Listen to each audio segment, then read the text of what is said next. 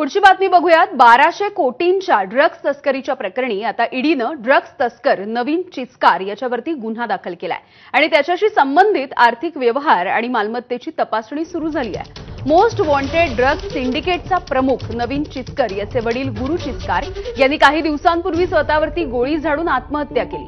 नवीन चिचकार Pakistani drugs पेडलरच्या संपर्कात असल्याचं समोर आलंय।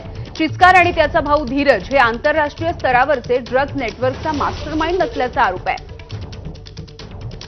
कोकेन आणि हायड्रोपोनिक गांजाची तो तस्करी करायचा, यासाठी तो क्रिप्टोकरन्सीच्या माध्यमातून व्यवहार करायचा।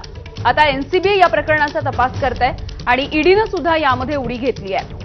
चिचकारच्या 10 कोटी रुपयांच्या संपत्तीवरती ईडीनं सध्या टाच आणली आहे। यामध्ये 15 बँकांचे अकाउंट आणि महाराष्ट्रामधल्या 5 मालमत्तांचा समावेश आहे।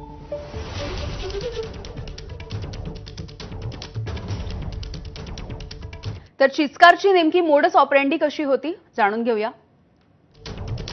नवीन आणि त्याचा भाऊ धीरज याने Pakistani American drugs mafia Mohammad Ali Qutubuddin याच्यासोबत संबंध ठेवले होते। टांझानियाच्या कासिम हुसेनने चिचकार आणि अली याची गाठ घालून दिली। भारतामध्ये कोकेनची तस्करी केली जायची, यामध्ये त्याची थायलंड स्थित क्रिप्टोकरन्सीद्वारे कमाई फिरवली जायची।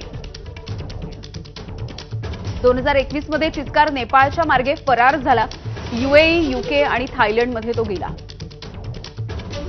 मलेशियामध्ये अटकेच्या आधी त्याने वेनुआटू इथे पासपोर्ट देखील मिळवला। थायलंडच्या फुकेतमध्ये 2 कोटींची आलिशान प्रॉपर्टी देखील त्याने खरेदी केली। अमेरिका, यूएई, कॅरेबियन देशांमध्ये चिचकारने गुंतवणूक केली आहे। रावेन या नावाने ड्रग्जचा तो पुरवठा करायचा।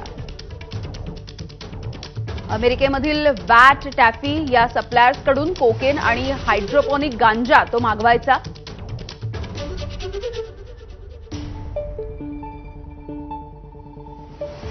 Cryptocurrency USDT